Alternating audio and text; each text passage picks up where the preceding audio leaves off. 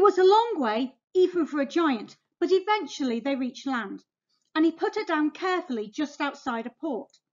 She turned round to thank him, but he disappeared, so she made her way into the town centre. She quickly found out that it was called Oban, and you could go to lots of fascinating places. But when she saw a poster advertising a trip to Loch Ness, she was hooked. Loch Ness was beautiful. When they arrived, all the people on the tour boarded a boat, which would steam up and down the loch so that everyone would have a good chance of seeing the famous Loch Ness monster. Sparkle sat towards the front of the boat and kept her eyes skimmed. She wasn't paying any attention to her fellow travellers, so she never noticed when a row broke out between two boys, who started to fight each other. Two crew members tried to stop it, but in the chaos, both boys and both the sailors fell overboard, and one of them banged into Sparkle as he fell, and knocked her overboard as well.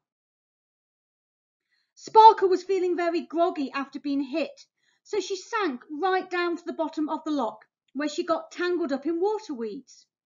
Just when she thought that she could hold her breath no longer and would drown, something pushed from behind her, and she escaped from the weeds.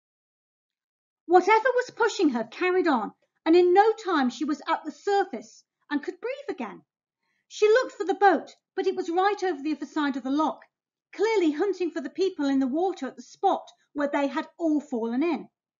Sparkle had been pushed some distance and bravely started to swim towards the boat when she was tossed into the air and came down on top of something hard.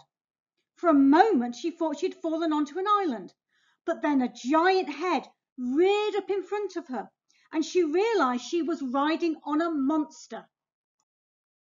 The Loch Ness Monster. The monster swam back to the place where she had boarded the boat and carefully landed her before swimming away. Sparkle looked round the coach park looking for her coach.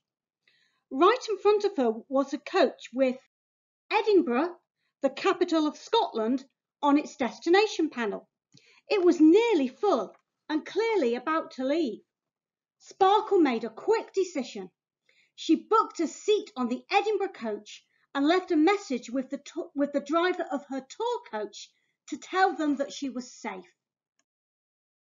Sparkle loved Edinburgh, the capital of Scotland. She especially liked the castle, but after her experiences in Cardiff, she was very careful not to go down, but to stay on the battlements at the very top. She was standing on the top of one of the towers when she heard music being played just below her.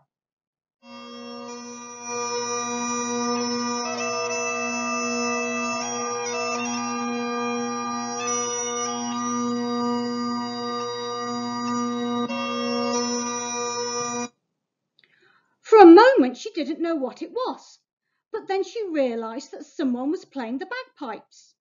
She immediately went down from the tower and went to find the piper.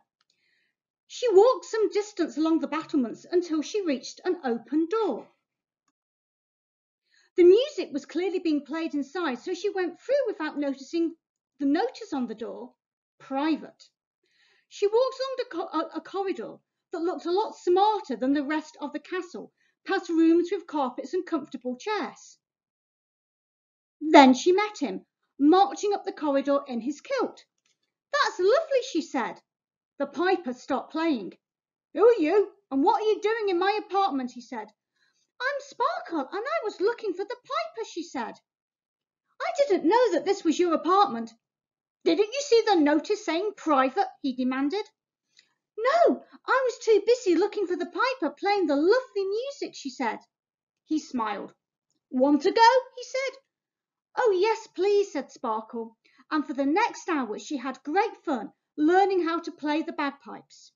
Eventually the piper decided that it was time for him to go downstairs for his dinner, and he showed Sparkle the quickest way to get back to her hotel.